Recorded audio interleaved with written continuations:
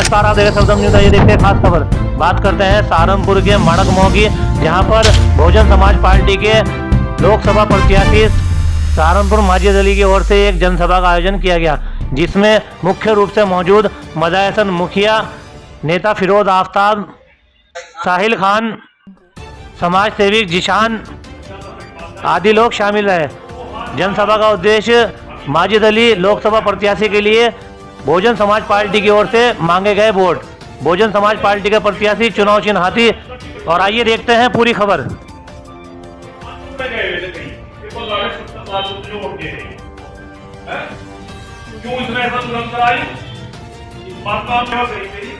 लेकिन कोई इनके बच्चों को बुलडोजर चलाता है तो इनके गले घोटता है।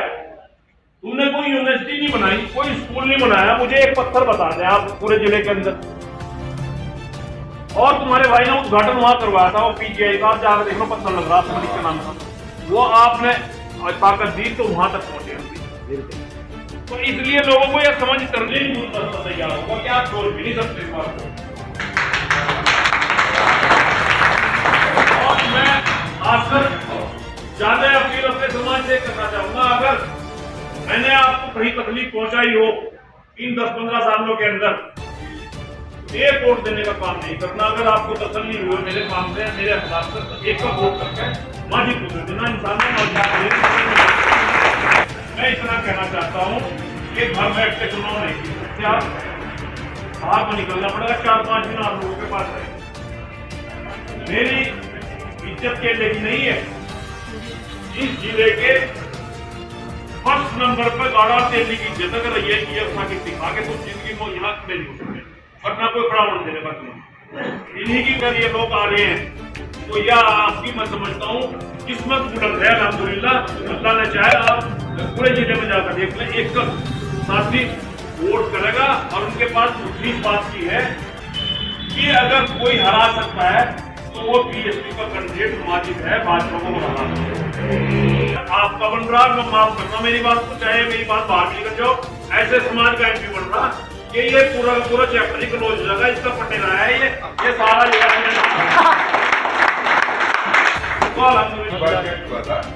जो हमारे बधाई भाई ने बात कही, कॉम्बिनेशन को पूछने देना तो वो बहकाने के लिए तुम्हारे को बड़े जाल देंगे।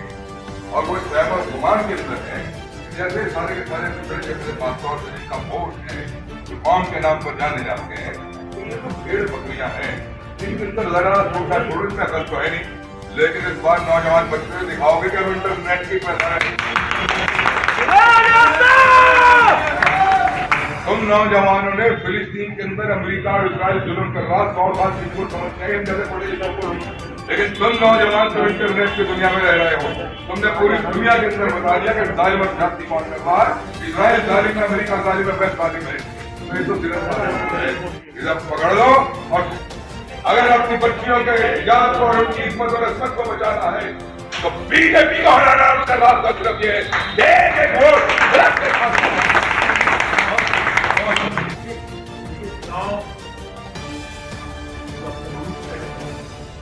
मैंने तो समीकरण की बात की आपके साथ। 2019 का चुनाव आपने देखा, अगर एक तरफा वोट सामने को देने का काम किया था, जो किया है और जो इसने कभी किसी भी मुस्लिम कैंडिडेट को आगे बढ़ने का मौका दिया हो तो आपको, और कोई भी मुस्लिम तो यहाँ बैठे हैं कभी। आज ये बताओ, आज अगर पिछड़ों का नंबर आ गया, पिछड़ों का हाथ मारने का काम किया था जब आपने मेयर का चुनाव आया था, अपने घर की। आज अगर आपका मौका आया है, और मैं तो कहूंगा जिस समाज कोई बर्दाश्त नहीं है। 2014 में आपने एक तरफा वोट किया, तब भी आना चाहिए। और 2019 में आपने 2.4 लाख हमारे समाज का वोट पड़ा था, प्लस हमारा क्या कहते हैं, हमारे जो हाजी साहब है उनको हमारे दलित समाज का वोट मिला था। आपने 2 लाख वोट से देखे खराब किसी नहीं करे। अगर वो वोट आप खराब ना करो, अब वो वोट सारा का सारा माजिद भाई को देने का काम करोगे, तो कम से कम 3 लाख से सबसे सही होगा, क्योंकि सब समाज का वोट हमारे माजिद भाई के पास काम कर रहा है। आप एक बहुत बड़ी कर सकते जबकि बहुत भारी तादाद में शहर के साथ वोट मिलता है, हमारे पास बैंक वोट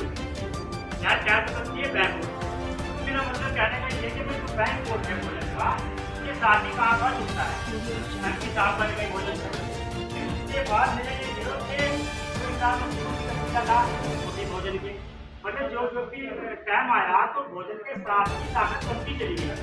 मेरा कहने का मतलब ये है कि भाई अब की बात हुई जब भी भोजन की चिकन नहीं खाओगे तो उससे ताकत बनती है हमारी। तो भाई ये बात चमार और मुस्लिम मिल के इसको जो सिक्कू निकाल लो और भाई इन्होंने बात कही कि भाई क्या नाम से इसको देखते ही आ रहे अरे भाई एक भी दूसरे देगा देख लो देने में कोई हर्जा थोड़ा ही है भाई और मेरे उसे देगा देख लो अच्छी बात। तो भाई मेरा कहना मतलब तो ये था एक बात ये है कि भाई जो पर्चियाँ है लोगों की एक तो अपने कब्जे में करो ये नहीं भाई घूम रहे यहाँ घूम रहे सब उनकी पर्चियाँ भी रखो फिर बात में क्या भाई मेरी पर्ची नहीं है इसकी पर्ची नहीं है इसकी पर्ची नहीं है तो उस पर नजर रखो। एक लोगों को भाई समझाओ भाई बिहार किसकी नदी में आती चली रही हो आप लोगों को पता तो ये दिमाग में डालो बात।